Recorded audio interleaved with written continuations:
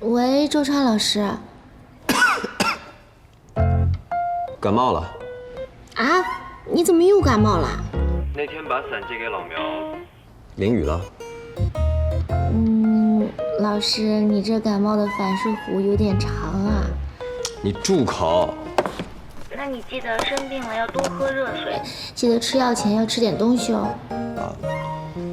冰箱里就剩你上次煮粥剩下的牛肉了。有一种东西叫做外卖，你没听过吗？行，就当我把伞借给别人，好心没好报吧。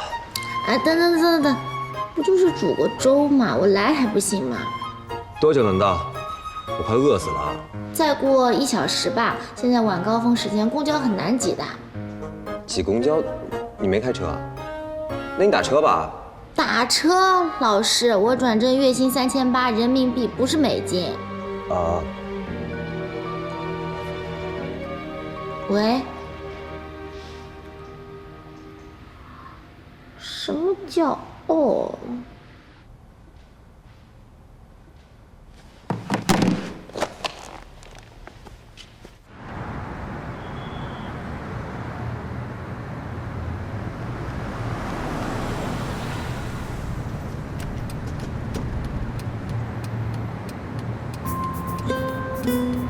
上车。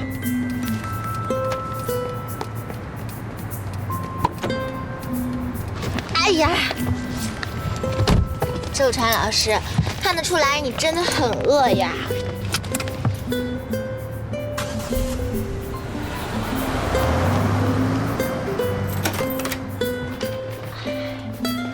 饿着了吧？我马上就去做饭。你跟他说话，他听得懂吗？我在跟你说话。那你为什么不看着我呀？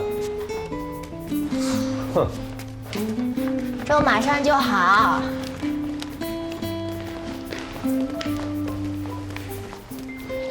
但是我做完粥就走了，漯河神书还有1/4没有编校完，明天早上我要交差的。哦。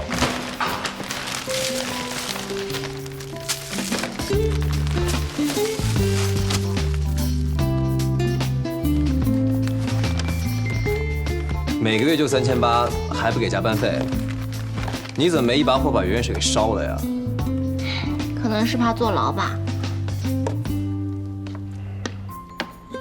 老师，你还有什么话要对我说吗？没什么，我就是觉得，咱们不用每次见面都那么针锋相对，偶尔也可以和平共处一下。哦，所以呢？所以我觉得有点尴尬，所以在找话题来聊。老师，我急着给你做饭，做完饭急着回家给你看稿子。如果明天交不了差的话，我可能连月薪3800都拿不到。所以，能不能请你安静一会儿，让我好好的把饭做完，然后咱们各回各家，各自安好。所以呢？所以你出去。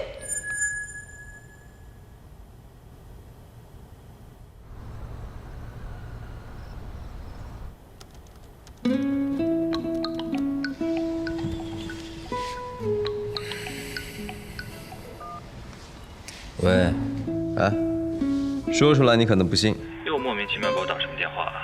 还没把你的网友加回来呢。此时此刻，正有一个年轻的小姑娘在我的厨房，穿着我的拖鞋，挥着我的菜刀，在给我和我的二狗做饭。居然有人不以下毒为目的给你做饭，是，真是闹鬼了。是闹鬼了，我居然感受到了生活，它竟然是个动词。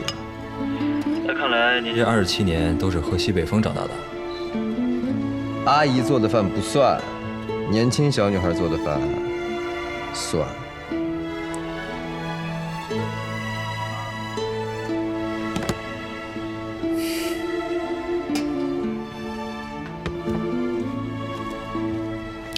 老师，粥做好啦。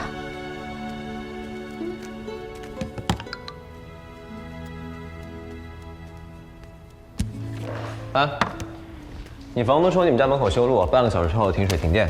你怎么偷看人消息啊？它自己显示在上面的，而且很不幸，写文老一目十行是基本技能。你这人啊，怎么不知道保护一下自己的个人隐私啊？设置一下不显示消息内容。一言不合就开始教育人。你家今晚停电，剩下的稿子怎么办？网吧，哪儿？